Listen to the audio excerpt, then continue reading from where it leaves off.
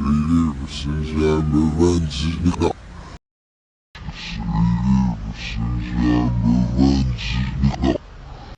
guys, if you missed our last video that we posted yesterday on Travis Scott ritual invoking the spirit of Semiyaza, be sure to check that out. The leader of the Watcher Angels that fell, as well as Medusa. I think they're all the same lowercase gods anyway. When our languages were mixed up in Babylon, we would call them by different names, eh? But they all have the same qualities and looks and backstories. Isn't that interesting? So anyway, let's get into the demonic stuff that they're shoving down our throats, and people are dying. People are dying. That's a scary thought. It's like they know we see it now, but they do it anyway. It's just right in our faces, hiding in plain sight, as they would say. So if they can get the energy while we're aware, that even makes it more intense, guys. That makes it more intense. That almost makes it as if you're participating through want, deliberately. And that's going to not work out for whoever is doing it. So this is a warning. So this is a warning to y'all out there who aren't aware of what the depths of going to these festivals really means. I had a dream, and we're going to talk about my dream. So the reason we're going to talk about my dream in contrast with Travis Scott's festival is because it's a festival. So let's get into it. Let's take it back to New Scrollhole's days when she used to go to festivals. Not only did she go to festivals, but she also partook in, what would you call it? I guess root medicine, I guess is what they would call it now. I was a partaker of root medicines and hatha yoga, and I was very, very into reading cards. But again, like I told you guys, I used to read from a plain deck of cards, just a regular deck of cards. I could read from regular tarot cards as well, but I just found the calling from regular decks of cards, which was pretty creepy, especially when I started really nailing people's futures, pasts, telling them about themselves. And it wasn't like when I was reading cards, I would just get paid or someone would pick me and say, hey, would you read my cards? No, it was always a thing where I would see someone and then I would approach them and I would have a word for them, which I think was probably my gift in prophecy, but I was misusing it because I wasn't aware. I didn't grow up in the word of studying the Bible or anything, any biblical texts. I grew up turning away from that. I didn't like that. And I read books of other men and studied other things, which all kind of leads me up to where I am today, which gives me a pretty vast knowledge because I was already involved in the occult. I was already involved in different mediums of religiosity. And now I find myself at a place where truth is my God. Truth is my God, the light is my God, and the way is my God. I don't have a specific doctrine, although the 10 Commandments are the base of my foundation of belief now, which if you read them, you'd understand. They're quite simple because we need a world that has order, otherwise it's chaos. And we as a people have been fooled and hoodwinked into believing that living in chaos is the norm, when in reality, we are to walk in peace at all times, no matter what is happening. The world could literally be falling around us, and we are to walk in peace, not chaos. Chaos is of the enemy. The enemy is what the whole entire biblical text is about. It is about teaching us to know our enemy. Because in the art of war, if you do not study your enemy, you will lose. In the art of war, knowing thy enemy is the only way to move. And any good fighter, good boxer, good lawyer, good police officer, good anyone that has to properly divide the word of truth and truth in and of itself by looking at different sides of stories and then coming to the truth of a matter will tell you that if you do not study your enemy, you will be blindsided because you do not know how they are coming at you. So from what I've read from Holy Scripture is basically get to know thy enemy. And how thy enemy works is very insidious. He's a patient father of lies. And he is, like I said, the author of confusion. God is not the author of confusion. He is the author of love, peace, and a sound mind. Meaning that when we're in a predicament, let's say, something's going on in our life and we have to make a decision and we cannot. That is an opposing spirit whispering in our ear, trying to keep us in confusion so that we miss our blessings from God. And we don't want to do that, do we? Around the age that I started attending festivals regularly, and I mean regularly, I was traveling around and selling fruit and making money at these festivals.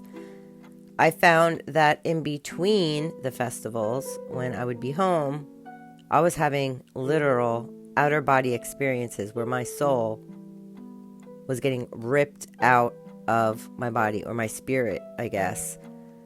One night I was asleep in my bed and I thought I fell on the floor, and when I woke up, I looked down and I saw myself sleeping. So I didn't fall down on the ground. I fell up and my back hit the ceiling, my spirit body, and I'm watching myself sleep. The utter terror that I felt is indescribable, guys. I can't tell you the utter terror that I felt. All I know was I could not get back in my body, and I'm screaming and nothing is coming out of my mouth, and my heart is thumping. I can feel it like as if it was, a day where something happened in front of me, and you know how you get that rush of adrenaline and your heart starts going thump, thump, thump.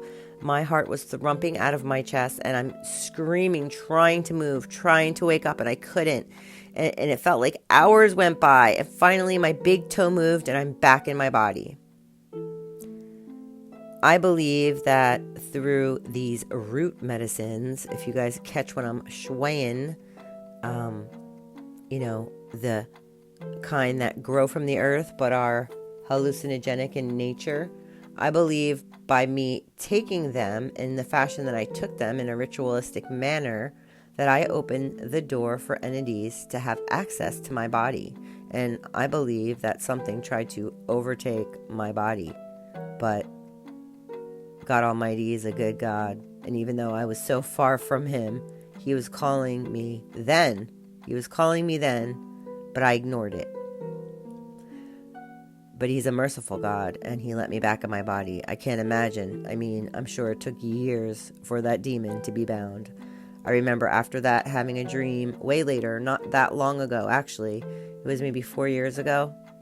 I had a dream about where I was walking down the road. It was in 3 a.m. in the morning, and my car had died. So I was looking for a payphone.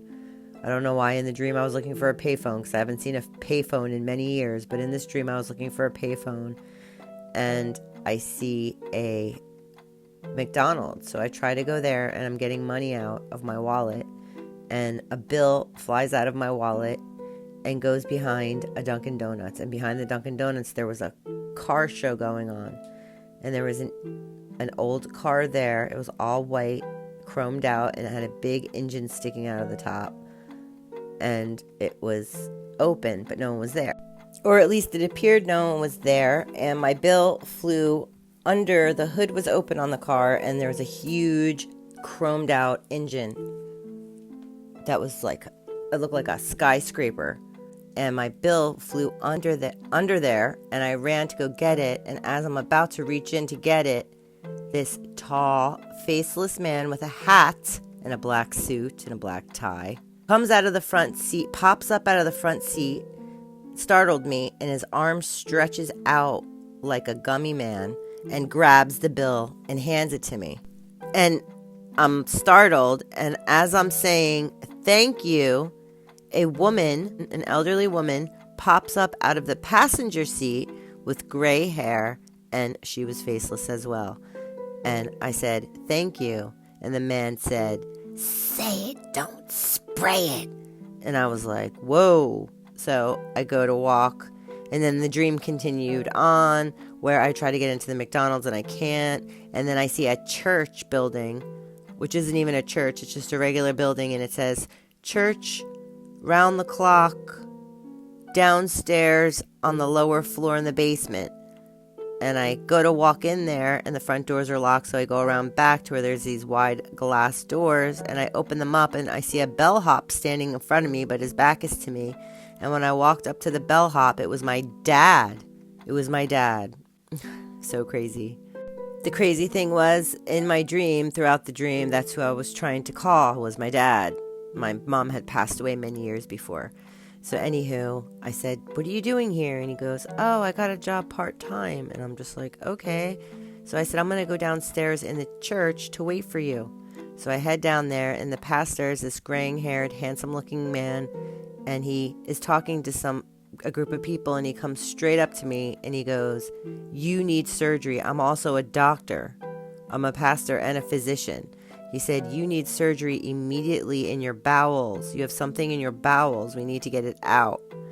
And he goes, "Go down the hallway. There's a bathroom and a dressing room on the end if you make a right.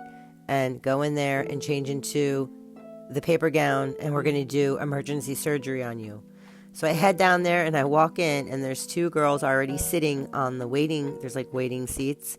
And then there's a bathroom with wooden slats. So it wasn't very private. It was like a wooden slat, like a closet door.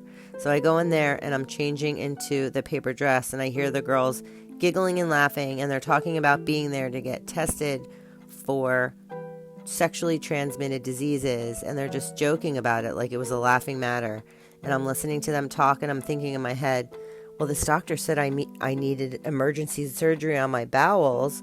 I wonder if he's going to take them first.